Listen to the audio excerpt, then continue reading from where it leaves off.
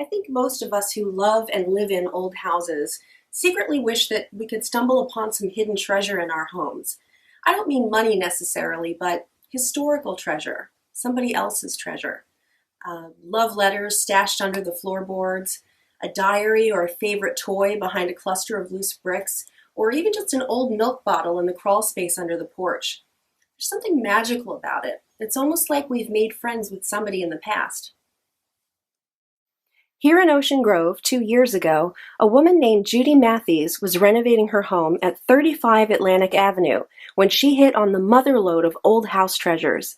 In her basement, she uncovered a group of boxes containing personal items of the Seavers sisters, who lived here from about 1905 through 1954. It was like a time capsule, painting a surprisingly detailed picture of these women's lives. Ms. Matthews donated the boxes to the Historical Society, and we have the items to this day.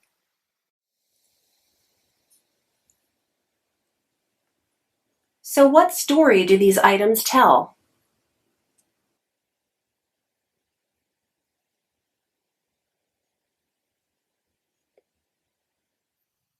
It begins with the 1885 marriage of Rosella A. Wilson of Lambertville, New Jersey, to Alonzo Seavers of Trenton. The couple had two daughters, Viola and Olive. Sometime between 1900 and 1906, the family moved from Trenton to Ocean Grove and bought the house at 35 Atlantic.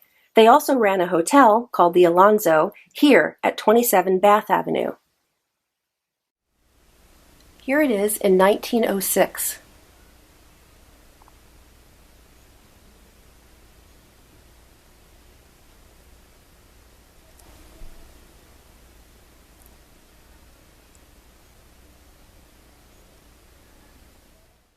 Then something a little strange happened.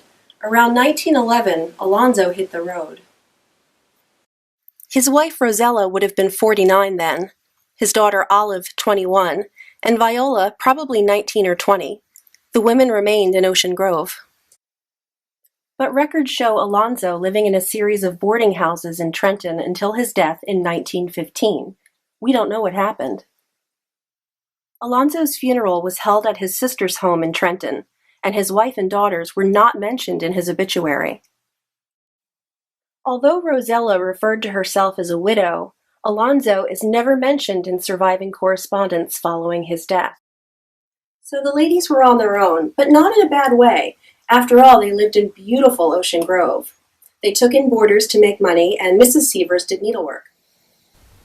Several pattern books dating from 1913 to 1924 were found in the house, along with some designs of Rosella's own making.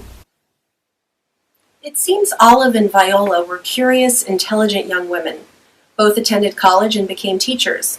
It's interesting to note that in this era, only 7% of American women earned a college degree. While studying music at Washington Missionary College, Viola may have been ill for a time. Here's a postcard addressed to Viola at the sanatorium associated with the college, with the word cholera on the front.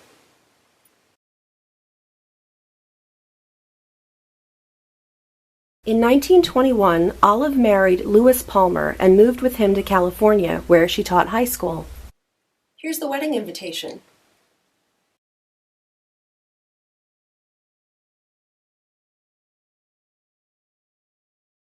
As for Viola, she recovered from cholera, graduated with a diploma in the advanced music course, and stuck around a while to teach in the music department at Washington Missionary College. Eventually, Viola returned to her mother in Ocean Grove, where she earned money giving music lessons.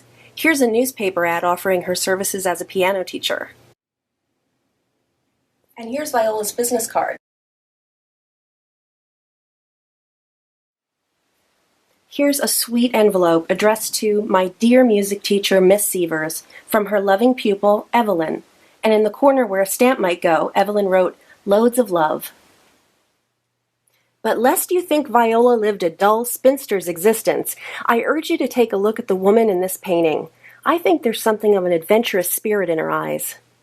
This is Viola Seavers, painted in 1906 by Harrison Fisher.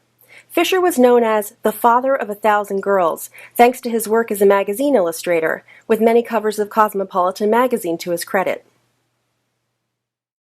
In 1910, Ladies' Home Journal said, "The American girl has found no more facile pencil than that wielded by Mr. Harrison Fisher." Somewhere, somehow, Viola Sievers caught Fisher's eye. In 1933, Mother Rosella died, and Viola continued to run the boarding house alone for about 20 years.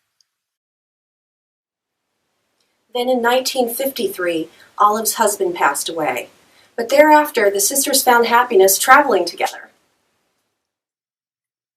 Here's Viola in 1955 at Lake Matthews in the foothills of the Santa Ana Mountains in California. And here's Viola again in Arlington, California, posing with Olive's new car. Let me show you some of the other things found at 35 Atlantic Avenue. Like, look at these beautiful dresses and hats. We still have their facial soap, somebody's kidney medicine, garlic tablets, kitchen gadgets, a ticket for language lessons, greeting cards, letters, and notes like this one. "Delighted to know you are here. Be sure to come next Tuesday afternoon at 4 to the musical appreciation class. Subject, Mozart. Please do not fail me. Cordially, F.R. Pennypacker." Olive died in 1964. We don't know how Viola spent the remaining 22 years of her life. Viola died in Ocean Grove in 1986. Much of what Viola left behind in the way of letters and photos will stay here in the archives at the Historical Society of Ocean Grove, but many of the bulkier items will be sold to the public on Saturday, May 30th, 2015, the day of the big spring flea market here in Ocean Grove. Look for us in the yard of Centennial Cottage at the corner of Central Avenue and McClintock Street.